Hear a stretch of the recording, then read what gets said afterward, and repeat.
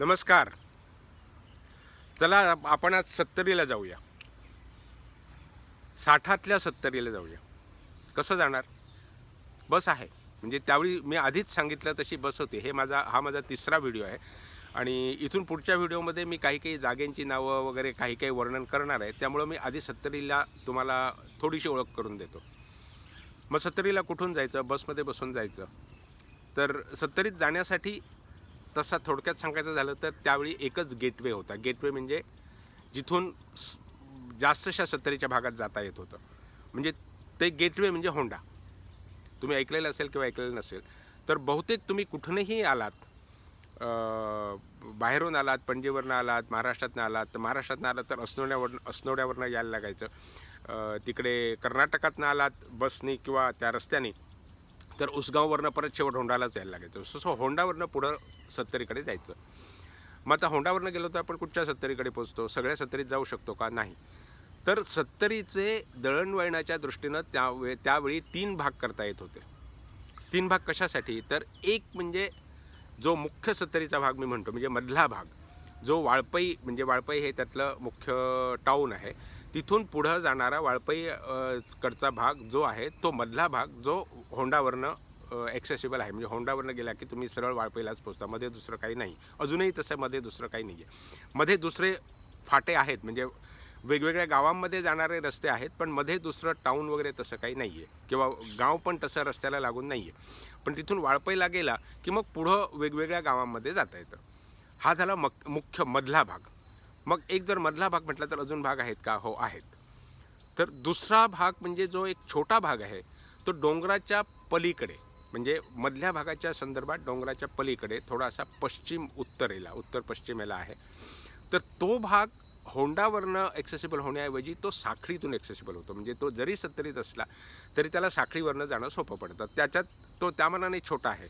तिकडे काही गावं आहेत त्यांची मी नावं आता मॅपवर दाखवणार आहे आणि एरवी सांगणार आहे. पर्ये, मोर्ले. मी मोर्ल्याला गेलेलो आहे लहानपणात. पर्ये, मोर्ले आणि काही थोडीशीच गावं आहेत तिकडे. त्याच्यानंतर जसा मधला भाग मी सांगितला त्याच्यात बरीचशी गावं आहेत. वाळपई हे त्यातलं मुख्य टाऊन. तिथून पुढं गेल्यावर माझं गाव नगरगाव म्हणून येतं आणि त्या काळात महत्त्वाचं म्हणजे त्याच्याही पुढे जाऊन कोदाळ हे महत्त्वाचं होतं. कारण पोर्तुगीज काळात कोदाळ हे एक पोस्ट होतं. पोस्ट म्हणजे त्याला काय म्हणतात, बाउंड्री चेकपोस्ट. तिथून पुढं चालत जाण्याचा कर्नाटकात रस्ता होता, त्यामुळे तिथं एक चेकपोस्ट होतं आणि चेकपोस्टच्या बरोबरच तिथं बाकी बऱ्याच इमारती होत्या. ऑफिसेस होती, काही त्यांचे रेजिडेन्सेस होते, एक मोठी शाळा होती.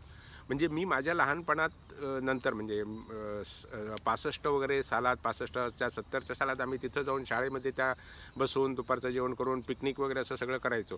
त्या इमारतीची देखभाल झाली नाही, त्यामुळे त्या सगळ्या इमारती तुटल्या आणि आत्ता मी हल्ली ती इमारत पुन्हा बघायला म्हणून गेलो होतो तर ते सगळं जंगलांनी वेढलेलं आहे. पण त्या इमारतीचे काही अवशेष आहेत, सगळे बरेचसे अवशेष आहेत, पण ते वरून सगळं जंगल झालेलं आहे. मी तुम्हाला आत्ता व्हिडिओमध्ये तुम्हाला नंतर फोटो दिसेल.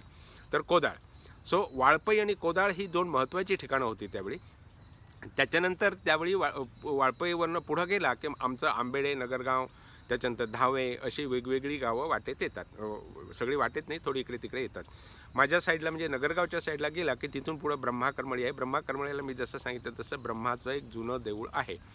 त्याच्यानंतर वाळपईवरनं डाव्या बाजूला गेला तर मग ठाणे येतं आणि वाळपईच्या उजव्या बाजूला मासोर्डे नावाचं एक गाव आहे आणि काही बाकी सगळ्या गावांची मी नावं घेण्यात काय अर्थ नाही आहे.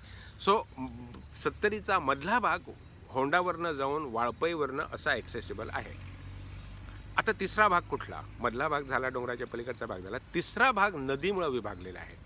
तो तिसरा भाग थोडासा दक्षिण पश्चिम, मला पटकन आग्नेय नैऋत्य वायव्य ईशान्य असं येत नाही, त्यामुळे मी दक्षिण पश्चिम म्हणतो, नाही तर चूक होते. तर दक्षिण पश्चिमेच्या थोडासा दिशेला जो नदीच्या पलीकडे आहे तो भाग तिसरा भाग. त्या तिसऱ्या भागात सुद्धा बरीच गावं येतात.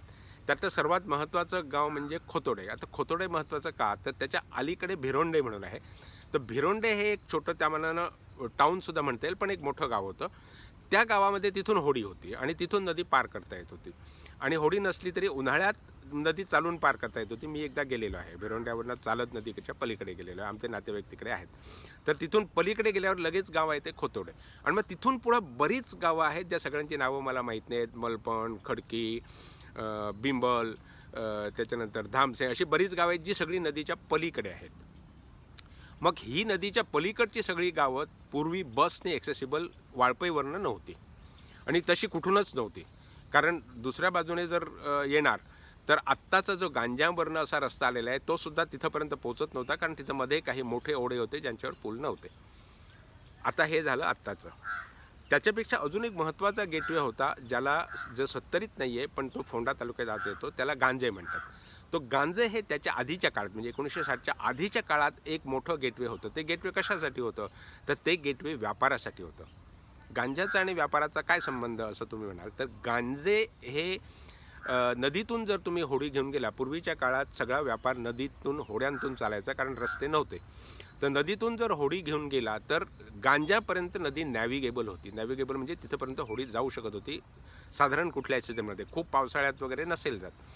तर तिथं होडी जाऊन तिथून मग सगळं जे काय सत्तरीतनं आणि सगळ्या डोंगराळ भागातनं जे काय माल यायचा शेतमाल, तो माल खरेदी करून तिथं गांजे आणि त्याच्या नदीच्या दुसऱ्या बाजूला आंबेशी नावाचं गाव आहे, तिथं मोठी मोठी व्यापाऱ्यांची घरं होती. तिथं ते गोडाऊन स्टोअर करत होते आणि तो सामान, तो जो काय माल असेल तो गांजातनं नदीतनं मग परदेशात किंवा जिथं कुठं जायचं असेल तिथं जायचा.